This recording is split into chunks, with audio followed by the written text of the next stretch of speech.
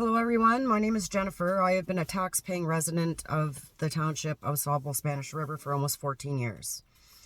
I wrote a letter on March 16th of this year following that massive snowfall to the Mayor, Town Council, and I also sent a copy to IESO, which is the Independent Electricity System Operator, the organization that runs Ontario's power grid and electricity market. And here's my letter, which I have made some brief edits to just for the purpose of this meeting. I am writing to express concern about the Township's inability to maintain roads during and following a heavy snowfall. Roads here were left with 4.5 foot to 5 foot banks at the ends of streets, blocking off vehicular access entirely. For example, George Street was plowed at 6 a.m.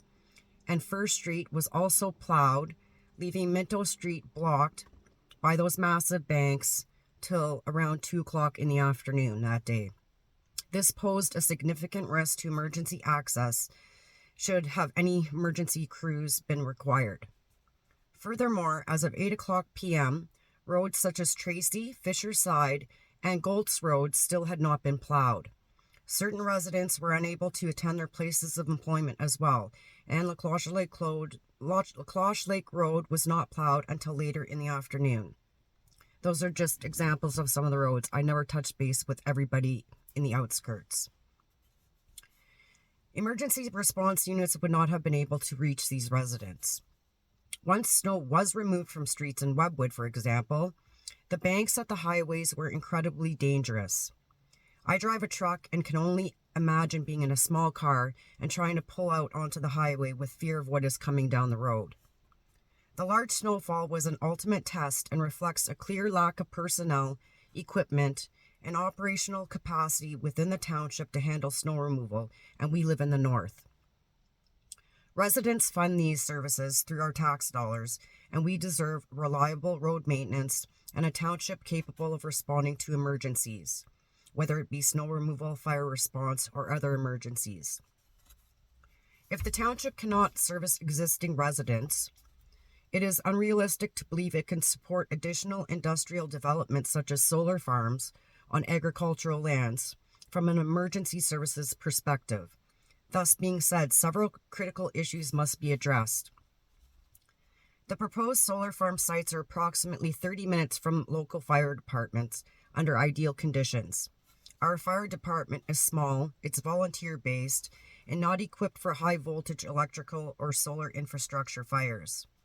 Solar arrays cannot be fully shut off, creating electrocution hazards and slowing suppression efforts. Water cannot be used on such energized equipment.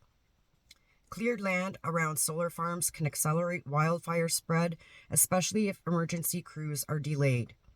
Winter access is already unreliable. Unplowed roads would prevent emergency services from reaching the site, nearby farms, and forests at all. Regarding fire suppression efforts and emergency response time during the winter, let us also take into consideration the recent devastating loss of David Innes's home on Main Street in Webwood. He and his boys, 10 and 14, lost everything. Fire crews did not arrive in time, and he is less than 2 blocks away from the fire department. Donations of household items, clothing, etc. are being requested to help David and his boys rebuild their lives. So given these risks, I strongly encourage the township to review its emergency management plan as a whole and to assess whether it realistically accounts for the unique hazards associated with solar infrastructure fires. This includes evaluating whether our fire department has the training, personnel, and equipment required, determining how long a response would take under any fire management danger, understanding the specific procedures needed to safely extinguish solar farm fires, and identifying who is responsible for emergency response costs. What is the plan if a fire does occur during the winter and the roads are not plowed with respect to solar farms? How will the township guarantee emergency access to remote industrial sites when it cannot maintain regular winter snow removal for residents even within town limits? These concerns are foreseeable and highlight the need to strengthen the township's staffing levels and operational capacity and emergency management. In addition to these safety concerns, I also encourage the township to consider the broader implications of approving large-scale solar or any other industrial developments in our agricultural areas.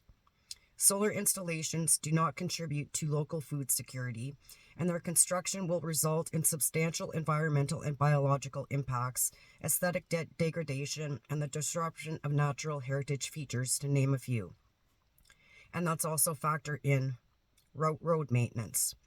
With the township's official plan, which was supposed to be reviewed in 2025, these decisions must reflect long-term community needs, agricultural and environmental protection, and cultural significance.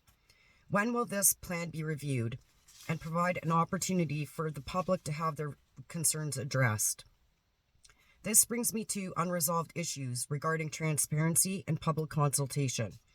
The redaction of the solar farm petition information from meeting minutes for the Township of Sables-Spanish River from back in September of 2025 raises serious questions and openness about accountability. Furthermore, the fact that these lands are being leased rather than purchased warrants closer examination, as it suggests an avoidance of long-term responsibility for environmental and community impacts. The proposed sites include habitat for species at risk, as well as migratory and breeding grounds for multiple wildlife species. These ecological values deserve careful assessment before any industrial development proceeds. This does not in any way exclude the importance of the related waterway and aquifer system for the area. For all of these reasons, public safety, environmental protection, cultural respect, and transparent governance, I ask the Township Council to proceed with caution, conduct thorough general emergency management and fire response planning, and ensure that community voices are fully heard before moving forward with the Potentia solar farm proposal. Should any of you need heirloom seeds for your garden vegetables, feel free to connect with me. It is now the time to get growing for the 2026 season. Thank you for your time and consideration on these matters. Kind regards, Jennifer.